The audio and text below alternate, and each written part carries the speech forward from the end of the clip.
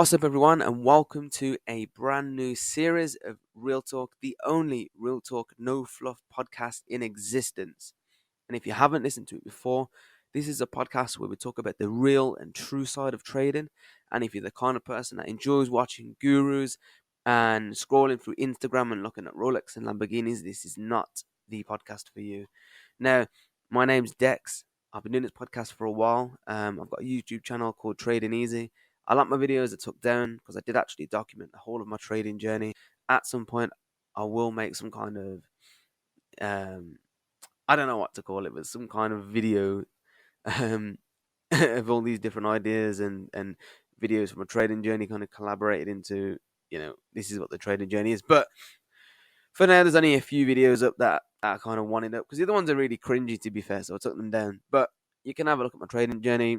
You can follow me on Instagram at dex.tradingeasy. You can always find me at the BFI podcast as well.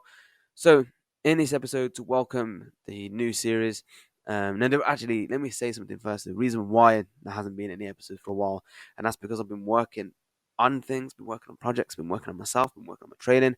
Just got a little bit busy. I don't have the time to keep making podcasts and stuff like that because I'm not just going to come here and talk a load of shit like most other people in this space. I actually want to bring a bit of substance, to the table, a bit of substance on how can we improve our trading, what's helping me, and trying to change people's minds within this game. Now, I'm actually going to come and bring something very, very different to the table today that actually might be a bit of a shock to a lot of you. So I'm just going to come out and say it about the whole market being manipulated and rigged. Now, regarding that, I actually have come to the conclusion that the market isn't, okay, strictly talking about the Forex market. The stock market is a different ball game that's manipulated and rigged in its own way. But technically, the market isn't rigged because if the market is controlled by, say, 4 or 5 banks, and their orders are hedged against the other firms. So when there's a crash happening or a downtrend, the commercial traders, the big banks will be going long. Why? Because the orders are that big, they need somebody to take the other end of the order. So other small institutions are shorting the market, and they're obviously swapping orders basically. Now, if the market was kind of rigged, like who's it rigged against? Did they rig it against themselves? They don't give a fuck about retail traders. In a few years, this will be pushing on a $10 trillion market per day, right? Again, we're talking about the Forex market here. So who's it rigged against? Not rigged against anybody. It's more, even manipulation is the wrong word to use because that word's thrown around so much now. Oh, the market's manipulated. You hear it all the time, and it's just crazy. It's craziness. People will say everything, anything that happens in the market, right? Anything and everything that happens in the market that goes against them. Oh, it's the manipulation, man. No, it's not. Who's the market rigged against? I think a better way to say this is that the market is just a playground for the big boys, to get together in a circle and do whatever the fuck they want. Why? Because they got the deep pockets to do so. It's the reason why they sell into rallies and buy into crashes. Because pockets are that deep. And if you want to go even deeper, what is money? They can make money. They can add another zero on a computer. They can print as much money as they want. And if they fuck up, they get bailed out. So who's it rigged against? It's, I don't know, the way that we should say it, it's more like we are playing in their field. We are playing in their zone. This is their constituents. And we're in there. So it's not rigged against us, is it? So it's more, yes, manipulation is the word to use, I guess, but you go, let's say, into somebody's car, you can't really influence the way they're driving, can you? You can only get a lift off them. So you wouldn't go in somebody's car and say the car's rigged. You know what I mean? Because you go in the direction you want to go. So if that's a good way of explaining it. So, and this is like, it's a journey of self-discovery, isn't it, trading? This is the reason why the podcast will stay real. I'm not going to come on here and still talk the same way that I spoke before. It's a developing journey. I am developing into, I guess, an optimistic trader, which is the goal for everybody else. You should grow into a mature and optimistic trader across your journey. And then you need to you need to understand that a lot of these terms and stuff that get thrown around are used wrong. No, it's not saying I use them wrong because I use them right, but I think it's the wrong wording to say that the market's rigged.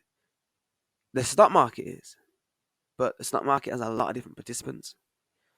Now, the index market and the synthetic indices and futures market, again, it's rigged in its own kind of way, same as the forex market, but rigged is the wrong word to use because the stock market is more rigged because they can do psychological tricks to make people buy stocks and fake news reports. It's a more active market in the sense that there's loads of more players in the forex market. There's just a few banks, loads of institutions, but they all make up one big fucking institution. You know what I mean? They make up the banks and financial institutions, and they buy together.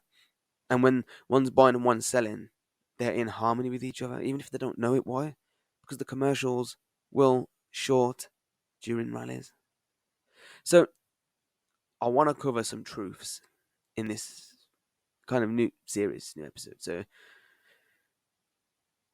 there's a lot of different aspects in trading, but I think one of the most important things is your psychology. But psychology is a very vast word. It can mean a lot of things. Now, you guys know my take on risk management, and it needs to be accepted. It needs to be defined. I think the word management is correct, and you are managing your risk, but I'm playing on the fact that people use this word and throw it around. You know what I mean? And a lot of people don't even know what it fucking means. You know, it's like risk management is one thing, but then risk acceptance is a whole other thing on its own, and risk definition is a whole other thing on its own. So with that risk and psychology comes pain and pleasure and discipline. So, what's one of the things that people tend to do wrong in this game? And I think it's reading and studying is one of the biggest things people do wrong. You know, yeah, we might be entertained by reading and studying, and we might be learning a lot, but we're never going to grow unless we practice application. Now, this is a big thing because I'm the same. I can do loads of studying, but practical application is when the lazy people sit down, and that's what it really takes. It takes you to sit there on the charts and just keep doing it and doing it and doing it and doing it and doing it. I even know people now that don't backtest, and they're good traders, but if they was to backtest a bit more, they'd do a lot better. And I'm one of them, And I've backtested a lot, but I still should do it a lot more. I mean, my scalping strategy, it took me to backtest 3 years of data 3 times to be able to really get a grip on what I was doing. And not saying your sample size has to be that big, when you build a system, because it doesn't have to be that big really, because if your system works, your system needs to be like a system that you can pick, say, 3 random days in the past 5 years and it still work, because sometimes you don't want a seasonal strategy. And that's another thing, like seasonal strategies, you don't want one of those. You want a strategy that works all the time. But by working all the time, it doesn't mean you're going to make money all the time. I just mean something that you see it and you can take it. Whether the trade comes off or not is it's a different scenario. Because have you really done something wrong if you stuck to your trading rules? Then what have you done wrong? Tell me. That's where you have to define your edge in the market. Very important. Now, successful trading is a matter of waiting for the right moment to act. Patience. One of the hardest things. And it's misrepresented because people want this fast money, they want this fast scalping. And I've been one of them. If I put the same amount of effort that I put into learning to scalp, into being more patient, I'd be a fucking millionaire by now. The way of trading mastery is not in the myriads of systems, it is the way of the mind. If you're looking for a holy grail trading system, stop the search. There is none. You are the key to trading, successes, and mastering oneself. Now, that is an absolute brilliant statement. I love it. You know why? Because it is in the mind if you think about it. Whether your system's bad or good, You still need a good mind to be able to apply it to find out whether it works or not. I know people that have been given strategies that work that never applied them. Why? The psychology is not there. And again, I'm using psychology. It's a very vast word. You know, it shouldn't be thrown around the way that it is. And even I just threw it around then. But a lot, there's a lot to psychology. And that's why it's good to look deeper into things. Now, let's cover a few more truths, and then I'm going to go on over some very interesting psychological stuff. So let's have 5 more truths. So let's have number 1: trade what you actually see, not what you think you see. Number 2: trading consists not in holding good cards, but in playing those cards well. Number 3: winning in the markets is a function of habits. Unfortunately, so is losing.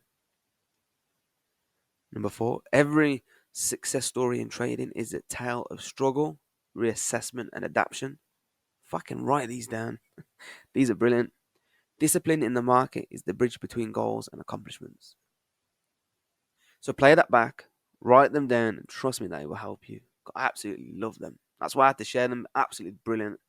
So I'm going to give you guys a wicked thing you can do to help your psychology. And this is very, very, very good. So what you're going to do, you want to get a piece of paper. On the piece of paper, you want to write your kind of thought process during trading, right? So what I mean by that is when you're looking for a trade, so when you're looking for a deal, when you're entering and when you're managing that trade. So when you're watching it, you're managing your stop loss, imagine you take profits, and you're paying yourself, whatever. So you need to write down the thought process. So what do you do? And then around that, you need to find out where the issues are. So for me, it might be, okay, I'll find the deal. And then I'm looking for others. No. You should find one. Yeah. Second one, hesitation. Or are you entering straight away? You shouldn't hesitate. You should enter flawlessly. Get in that trade. Number 3, managing. You keep moving, you stop, you keep doing that. So once you found a problem, so let's identify a problem. So let's say for me, and this is what I've worked on of recent, is running a trade. So now we've identified the problem is running a trade. Okay. So what's that? So now you gotta kind of find the problem within the problem. So what is that? Okay, moving the stop loss.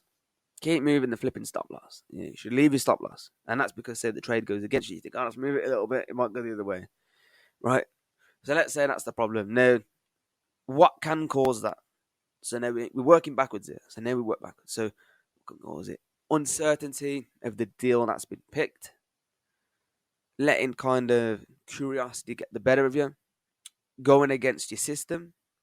There's many different things that can cause somebody to move their stop loss and not, struggle to run the trade. Maybe they see the money and they're like, oh, I need to just take this, because the money, it's not about the money. The money should be the last thing that is on our minds.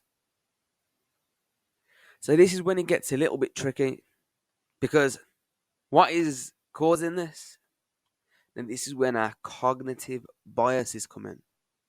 Now, this is very important. Now, this is a fucking wicked key to really good psychology, is to now search for the cognitive bias that you might have that's causing this issue. So, to find a cognitive bias, we can go to a website called thedecisionlab.com. Now, having a read of these and understanding some of them, there's so many of them, but understanding some of them can then help us. So, you can go on then the site and click biases and look at the list of biases. So I found one called the disposition effect. Now, the disposition effect refers to our tendency to prematurely sell assets that have made financial gains while holding on to assets that are losing money. We are driven to sell our winning investments in order to ensure a profit, but are adverse to selling losing investments in hopes of turning them into gains. Now, I know that's more talking about like kind of a portfolio kind of thing, but you can apply the same thing into trading. The hope that your trade is going to turn around so you move your fucking stop loss. Yeah? Shouldn't be done.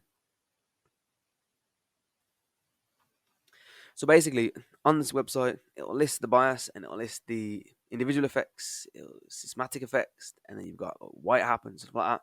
And the reason why the disposition effect has widely been discussed in behavioral science is kind of down to something called the Amos-Tversky prospect theory, which is a massive thing that lists it. It's a good read if you want to read it, and it basically talks about kind of gambling, natural kind of gambling mindset, and also fear and hope. Those two things that juggle in your mind, I fear this is a losing trade, or I hope this could turn around. And these two emotions are juggling within your mind, but just highlighting that and reading about it and understanding it. And then there's a section called how to fucking avoid it. How to avoid it. So you can smooth all your trading issues just from this. You ain't gonna fucking pay anybody. You don't have to watch some shit on YouTube. Get a piece of paper out, work backwards, and do it your fucking self. And when you've worked on it, right, and you've found an issue that you've got and you've worked on it, then share the podcast to somebody else and let them do the same thing. Because I'm telling you, this is the way you can help your psychology. And let me give you another one. Right? Before we jump into another one, actually, let me finish this website. So on it, it'll give you some examples. It'll give you a summary. It'll give you a list of kind of references and articles. Take that bias, right? Find out why it happens and find out how to avoid it and work on it. We'll do another episode on how to work on them because that is another deep thing in itself. But remember, it's the decisionlab.com/biases, or go on decisionlab.com and click on biases. And there's so many of them. They're all in like alphabetical order. There's even one called the Google effect, which is why we forget information that we just looked up. Like, this is crazy. There's one called heuristics, why we take mental shortcuts. Absolutely nuts. I trust in this website. Very good. Really good. There's an illusion of validity. Why we are overconfident in our predictions. Now that's a brilliant one for trading. Get on this website and get reading some of these and have a bit of self-discovery and stop being twats and reading shit on Instagram and watching YouTube. Like, come on, let's work on ourselves here. It's a self journey training. It shouldn't be anybody else. It's a battle of you and your fucking mind. Because trust me, this is why I've been doing a podcast for a while, because I'm trying to level up, and even just different lot sizes throws your minds off. And there's a cognitive bias for that, trust me. And the fact that these guys that made the Decision Lab, I forgot. I did research their names. They're absolutely brilliant. They've actually took the time out to do this, and the information is for free. It's absolutely brilliant. And they say that our brain makes 35,000 decisions a day. 35,000 decisions a day. How amazing is that? So have a look and just check it out. Because they have this thing, they call it SPICE: socially conscious, pragmatic, inventive, catalytic, and evidence-based. Absolutely brilliant website. So anyway, moving on. So what we're going to do is I'm going to show you guys how I kind of took one of these and how I broke it down to help me. So one of the cognitive bias I had was the nostalgia effect. And that's basically feelings of nostalgia or sentimentality for days gone by lead us to place increased value on a social connectedness and less value in saving money. Nostalgia influence over our willingness to spend money is referred to the nostalgia effect. Now, I know that it's not trading related, but with these cognitive bias, you have to kind of merge them in a way that can, that you can use them for trading. So the nostalgia effect can be, last time you seen this deal, this happened. So one of the examples is that this guy called Alex is being careful with his money and working towards a long-term goal of buying a house, having a nice car, and living a comfortable lifestyle. They avoid spending money on things that isn't essential. One day they're watching television and see an advertisement that depicts a family on vacation at a national park. They're showing all this beautiful stuff, doing swimming and all that. And the commercial takes Alex back to his childhood when he used to go on family vacations, and blah blah blah blah blah. And then obviously he had some of his fondest memories and stuff like that. So he has the urge to plan a vacation and then go into that. And after all, it's the reason he's doing it is for the nostalgia. And obviously it's the the experience you had wasn't the same as you seen, in the commercial and stuff like that. And the nostalgia Alex experience while watching the commercial depicting a family vacation made them more willing to spend money in the name of social connectedness, despite the fact that they had been very mindful on their spending. So does that make sense? It's like he had the nostalgia effect, and that's what urged him to do it. Now let's put trade into that. You see a setup, you see something else. It gives nostalgia, a bias. We don't trade with the bias. All these cognitive biases are not good. We don't want to bias. So you see something similar, or the same thing happens on a fucking Friday that happened before. Don't let it affect you. Why? We don't trade with the bias. So that's the nostalgia effect. So when you see that trade, your brain's telling you, oh, last time I made loads of money when I seen this setup. And then your hand goes, click buy. The trade fucks up. You lose the money. So you see how you can mold these into trading. Now, obviously, if you scroll down, we can go on how to avoid it. And I mean, this is quite long actually to read on the podcast. You guys go read it yourself. But it's basically saying realizing that you're having this nostalgia effect. Now, it's obviously the thing's completely different. It's got nothing to do with trading, but how I used it, I'll get my sheet out, was basically having a bit of mental peace when I see something. So instead of reacting straight away, just bring yourself back and breathe a little bit and just look at it. Try not to think about similar setup before, because if you trade in the same system, you're going to see a lot of the same setups, although they're always going to be very unique, but they're going to be very similar. So you might say, oh, last time on a Thursday when it hit the high, I went short, maybe it's going to work this week. Don't do it. Yeah, probability is different. If there's a probability of something happening, yeah, add it towards your trading plan, but don't make it part of the reason why you enter. Make it a reason, make it to, how can I word this? Make it tick another box in a list of things that's going to create your solid trading plan. So another thing that I did for this is to kind of not let pictures come into my mind of what happened before. So meditation helps that. So a bit of meditation. Learn to throw thoughts out. Learn to control your mind and not think about how it made you feel last time. Don't think about when you've seen something like this before. Just think about, is it a valid signal in a valid setup in a valid area that fits and ticks your trading plan? If it ticks all the boxes, then you enter. If it looks good, right, then you've probably got the nostalgia effect. Because something shouldn't look good. Something should be good. And that's it from me. Please go and use these tips that I've given you, because I promise you it will help. Strip back your trading. Find out the issues, right?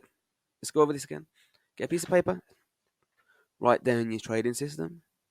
And then write down your thought process, exactly what you're thinking, what's going on in your fucking mind. Write it down and find out where you struggle. Once you found out what you struggle, go and find a cognitive bias that fits it. Right? I'll read a few more out just while we're here. So you got mental accounting, why we think less about some purchases than others. That can be a trading thing. This is a good one. Mere exposure effects, why we prefer things that we are familiar with. That people don't like putting themselves out the box. Illusion of validity, we are overconfident in our predictions. Illusion of control, why we believe we have more control over the world than we actually do. The IKEA effect, why do we place disproportionately high value on things we help to create? That's crazy. There's so many of these. And functional fixedness, why do we have trouble thinking outside the box? A lot of these can be cognitive biases that are hurting your trading. You know what I mean? The empathy gap, why we mispredict how much our emotions influence our behavior. That is a brilliant one. Find one of these, like I said, break it down, find out, where you're struggling, what your issue is, and then go and research some cognitive bias and find one that fits the issues that you're having. Distinction bias, why we tend to view two options as more distinctive when evaluating them simultaneously then separately. Fucking brilliant. Absolute brilliant thing to research. And I'm telling you now, this will help. Right? This will help. I'm telling you. Even just finding one, even forget about doing the trading plan thing if you want, and just read them and just find out something that can really help your psychology. Because the mental resistance that you will fight in the markets and the ones you fight for in life are the same. Once you prevail over one of them, you take control of your life and your trading. So it's not always trading related, you know. It's trading's a lifestyle. Like I said, it's a journey of self-discovery. You need to be sound in the mind to be able to do this. Don't think you can just jump on the charts and make money. It doesn't work like that. You've got to last a very long time in this. So you go into war with yourself every day. And what happens when you join the army and you go to war? The drill sergeant breaks you down and builds you back up how they want you. That's what you've got to do with your trading. Break yourself down and build yourself back up as a strong person. Because that's what's going to take in an industry where so many fail. See you in the next one, guys.